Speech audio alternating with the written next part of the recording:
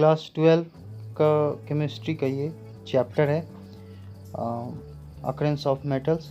इसमें हम लोग एक्सट्रैक्शन ऑफ मेटल्स के बारे में जानेंगे। सबसे पहले आयरन का एक्सट्रैक्शन कैसे होता है, सल्फाइड और या ऑक्साइड और का कैसे होता है, इसमें हम लोग ये सारी बातें हम लोग यहाँ पर जानेंगे। Occurrence of metals, occurrence of metals. तो कुछ एलिमेंट्स हैं जैसे कार्बन, सल्फर, गोल्ड और नोबल गैस। नोबल गैस में क्या है? हीलियम, नियॉन, आर्गन, क्रिप्टन, है ना, जेनॉन, रेडॉन, ये आपको जो है नोबल गैस है। ठीक है, noble gas means they will not going to participate any kind of reaction, है ना, वो किसी चीज़ से नोबल गैस रिएक्शन नहीं करते हैं। They do not do reaction with any kind of elements और एनी काइंड ऑफ कंपाउंड, है ना, यूजुअली। तो ऐसा अक्सर होता है। अब क्या है कि इसमें जैसे कि हम लोग जो नोबल गैस है वो फ्री स्टेट में होता है, वो कंबाइंड आपको जो है वो कंबाइंड फॉर्म में नहीं होता है। लेकिन कुछ जो है, मान लीजिए कि आपको एलिमेंट्स जो है अर्थ क्रस्ट में जो मिलेंगे, धरती के नीचे मिलेंगे, है ना, उसमें आपको और भी कंपाउंड्स या और भी आपको एलिमेंट्स एक दूसरे से जुड़े हुए मिलेंगे। जैसे मान लीजिए जिंक सल्फाइड है, चाहे आयरन सल्फाइड है, चाहे आयरन ऑक्साइड है। तो आयरन आपको प्योर फॉर्म में नहीं मिलेगा, या कोई भी एलिमेंट आपको प्योर फॉर्म में अर्थ के नीचे से नहीं मिलेगा। उसमें कुछ ना कुछ मिक्स होगा, है ना, उसमें कुछ डस्ट पार्टिकल मिक्स होंगे, कुछ other elements will also mix. तो उसमें other elements are also mixed up there. तो इस तरह से होता है। तो एलिमेंट जो होता है उनकी जो प्रचुरता है, एबंडेंस है, उसमें वो वेरिएशन होता है ना। किसी में आपको कुछ कम मिलेगा, किसी में ज़्यादा परसेंटेज मिलेगा, है ना। प्यूरिटी के टर्म में अगर बात करें तो किसी में कम आपको मिलेगा, किसी में ज़्यादा परसेंटेज मिलेगा। तो सबसे जो थर्ड मोस्ट अबंडेंट एलिमेंट है अर्थ क्रस्ट में, वो जो है हमारा आपको एल्युमिनियम है। कौन सा है? एल्युमिनियम। तो एल्युमिनियम जो है बहुत ही ज़्यादा अमाउंट में अर्थ के नीचे मिलता है। और हमारा जो इस मामले में जो है कि तीसरा सबसे ज़्यादा एलिमेंट मिलने का जो आपको ये है परसेंटेज है, वो सबसे ज़्यादा एल्युमिनियम का ही है अर्थ पे, क्योंकि ये मेजर कंपोनेंट होता है। बहुत सारे मटेरियल अगर हम लोग बनाते हैं ना, तो उसमें ये मेजर कंपोनेंट होता है। ठीक है। इग्नियस मटेरियल में आपको हो गया माइका और क्लेस। ठीक है, तो माइका और क्लेस जो है इग्नियस मटेरियल से गया।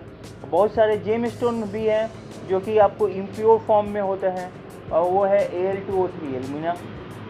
ये आपको जेम्स फॉर्म में होता है।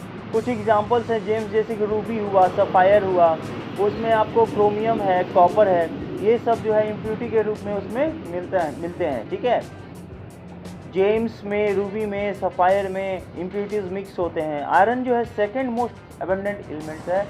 ये आपको इसमें भी आपको मिक्स रहता है इम्प्योरिटीज़। तो ये सेकंड स्तर पे अर्थ क्रस्ट से निकलने वाला जो एलिमेंट है ये सेकंड नंबर पे है ना। सबसे जो थर्ड है वो है आपका क्या है? एल्युमिनियम। क्या है? एल्युमिनियम। सेकंड वाले में आयरन है, और ये बहुत ही इंपॉर्टेंट एलिमेंट है। मैंने बताया कि पूरी दुनिया पे जो राज किया गया है वो आयरन से ही राज किया गया है। आयरन से आपको क्या बनता है? तलवार, है ना। तो तलवार, सारे राजा महाराजा जितने भी थे सब लोग के पास तलवार थी, है ना, और उन्होंने तलवार से पूरी दुनिया पर शासन किया। तो ये शुरू से एंशिएंट टाइम से चलता आ रहा है। तो ये आपको जो है आयरन के बहुत सारे आपको वैरायटी ऑफ कंपाउंड मिल जाते हैं, और इस तरह से ये जो है काफ़ी इसेंशियल एलिमेंट्स है, इसेंशियल आपको चीज़ें हैं जो कि बायोलॉजिकल सिस्टम में भी यूज़ होता है। हमारे ब्लड में भी आयरन है ना। ब्लड में आयरन नहीं रहेगा तो हम लोग कमज़ोर हो जाएंगे, है कि नहीं। तो ब्लड में आयरन होना चाहिए। तो आयरन हर जगह है। केवल आयरन वो तुम देखते हो लोहा बाहर, केवल यही नहीं आयरन है, हमारे ब्लड में भी आयरन है। एलिमेंट उसको देखा जाता है, उसका प्रॉपर्टी देखा जाता है। ठीक है, तो ये है। तो बहुत सारे आपको पार्टिकुलर मेटल्स हो गए, जैसे कि हम लोग पहले हम लोग मिनरल के बारे में बात कर ले। तो कुछ केमिकल जो सब्सटेंस है अर्थ क्रस्ट में, वो सब हम लोग माइनिंग के द्वारा निकालते हैं। अंदर से हम लोग क्या करते हैं? उसका माइनिंग करते हैं। तो इस तरह से जितने भी मिनरल्स होते हैं वो आपको अर्थ के नीचे से, अर्थ की तरफ से पाए जाते हैं। और इसमें से कुछ ऐसे होते हैं जो हमारे जो कि सोर्स ऑफ दैट मेटल, यानी कि only a few are visible to be use as a source of that metal. यानी इस मेटल से हम लोग क्या करते हैं, देखते हैं कि जो मेटल निकल रहे हैं उसमें से केवल थोड़े ही हमारे यूज़ के नज़र आते हैं, लेकिन इनका यूज़ तो प्रॉपर है, कहीं ना कहीं डायरेक्ट और इनडायरेक्ट जो अर्थ से हमारे मेटल्स निकलते हैं उसका। तो इस तरह से जो प्रिंसिपल ओर है एल्युमिनियम का, आयरन का, कॉपर का, जिंक का, वो नीचे के टेबल में इस तरह से दिए हुए हैं कि जैसे मान लीजिए एल्युमिनियम है, तो एल्युमिनियम के जो ओर्स हो गए वो हो गए बॉक्साइट, कैलोनिनाइट, हेमेटाइट। हेमेटाइट आपको आयरन का है, मैग्नेटाइट, सिडेराइट और आयरन पायराइट, ये सब आयरन के हैं, ठीक है। तो आयरन के आपको 4 हो गए, हेमेटाइट, मैग्नेटाइट, सिडेराइट और आयरन पायराइट। ये आयरन के 4 हो गए। तो हेमेटाइट का हो गया Fe2O3, magnetite Fe3O4 and siderite FeCO3 और आयरन पायराइट FeS2। ये 4 हो गए हैं आपको क्या, आयरन के फॉर्म, ठीक है। नेक्स्ट है आपको कॉपर। तो कॉपर पायराइट्स है CuFe2S2, CuFeS2, ये हो गए आपको कॉपर पायराइट्स। फिर मैलेकाइट, क्यूप्राइट और कॉपर ग्लैंस, ये हो गया CuCO3 कॉपर हाइड्रोक्साइड और Cu2O और कॉपर ग्लैंस Cu2S, ये हो गया कॉपर ग्लैंस। जिंक के भी आपको 3 हो गए, जिंक ब्लेंड या ये आपको कैलामाइन और जिंसाइट है ना। तो ये आपको हो गए जिंक ब्लेंड, कैलामाइन और जिंसाइट, ये आपको हो गए जिंक के, ठीक है।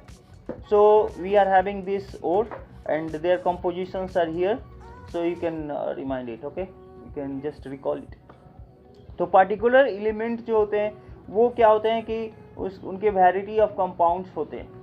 जैसे कि मान लीजिए कि हम लोग क्या करते हैं कि जब आइसोलेशन का प्रोसेस करते हैं, एलिमेंट को उसके कंपाउंड से अलग करने का जो प्रोसेस है वो आइसोलेशन है। तो इसमें क्या करते हैं कि जो प्रोसेस होता है आइसोलेशन का एलिमेंट के लिए, वो उसके कंपाउंड से हम लोग उसको कुछ अलग अलग मेथड से हम लोग उसको निकालते हैं, है ना। एलिमेंट को उसके कंपाउंड से अलग करने के लिए कुछ प्रोसेस को हम लोग अपनाते हैं, और ये जो है केमिकली फिजिबल और कमर्शियली आपको वायबल होता है, मतलब ये आसानी से हम लोग इसको कर सकते हैं, ठीक है। आयरन, जैसा मैंने कल बताया था कि आपको आयरन के लिए तो क्या होता है आपका कि आयरन के लिए, है ना, आयरन के लिए बहुत पहले से ही इंडिया में मेटलर्जी का काम चलता आ रहा है, और ये इंडिया जो है ना, वो नंबर 1 है मेटलर्जी में। शुरू से ही ये पूरे वर्ल्ड का टीचर रहा है ना, मेटलर्जी में। और इसके इतना जो यहाँ पर लोग नॉलेज रखते हैं आयरन के बारे में, उतना कहीं किसी और देश में किसी के पास नहीं है ना। तो इस बात से इंडियन को प्राउड है, ठीक है। तो एक्सट्रैक्शन के पर्पस के लिए हम लोग, जैसे बॉक्साइट है, जिससे बॉक्साइट से हम लोग एल्युमिनियम निकालते हैं। बॉक्साइट से क्या निकालते हैं, एल्युमिनियम, और हेमेटाइट से आयरन निकालते हैं, ठीक है, मोस्टली। और जो मैलेकाइट है उससे हम लोग क्या करते हैं, कॉपर निकालते हैं, ठीक है ना। और जिंकाइट है, जिंक ब्लेड है, कैलामाइन है, इससे हम लोग जिंक निकालते हैं। तो ये 4 आपको याद रखना है, ठीक है, मोटा मोटी। तो जैसे आयरन के लिए क्या करते हैं कि जो उसका ऑक्साइड ओर है वो बहुत ही ज़्यादा मात्रा में होता है, और वो पोल्यूटेंट जो है कि आपको गैस, पोल्यूशन वाले गैस जो होते हैं ना, पोल्यूटिंग गैस, वो प्रोड्यूस नहीं करते हैं। कौन, आयरन। आयरन जो है वो पोल्यूटिंग गैस प्रोड्यूस नहीं करता है। जैसे सल्फर डाइऑक्साइड गैस जो होता है, अगर आयरन पायराइट होता है तो उस केस में आपको जो है जब आयरन को ये करते हैं तो उससे जब निकालते हैं हम लोग प्योर आयरन, है ना, आयरन कंपाउंड से, तो उसमें हमारा उतना पॉल्यूशन नहीं होता।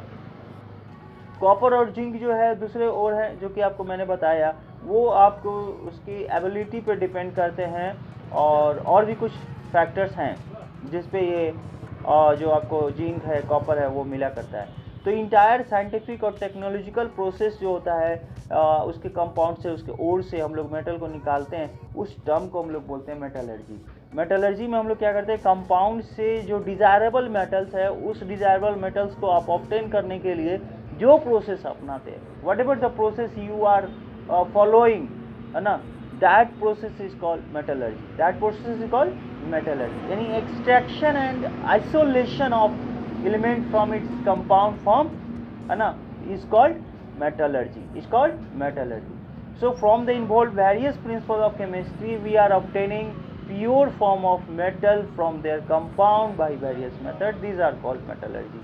ये metallurgy है। कुछ general principles हैं, we are having some general principles.